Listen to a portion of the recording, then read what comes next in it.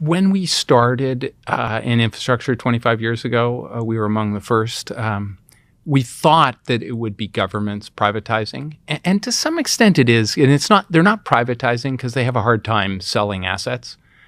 What they do is they're just not investing. Therefore, private enterprise takes it up.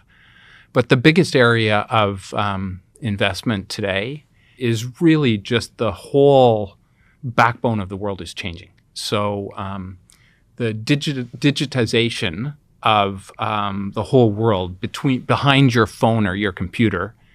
As you know, laptops didn't exist before. The internet didn't exist before.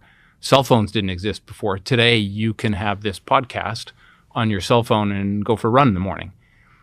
How that gets delivered to you is data centers storing it, fiber delivering it to you, going to a tower and bringing it down to your phone wireless.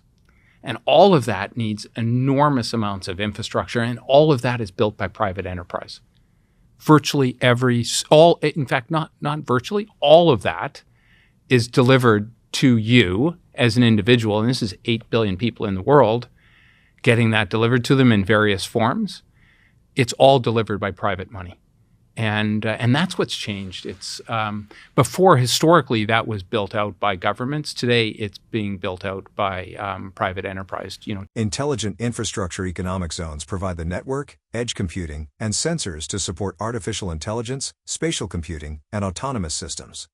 Exceptional scientists, engineers, industry executives, national leaders, and investors have highlighted the critical need for intelligent infrastructure. National sovereignty and global productivity will go to the nation that deploys the intelligent infrastructure enabling Industry 4.0.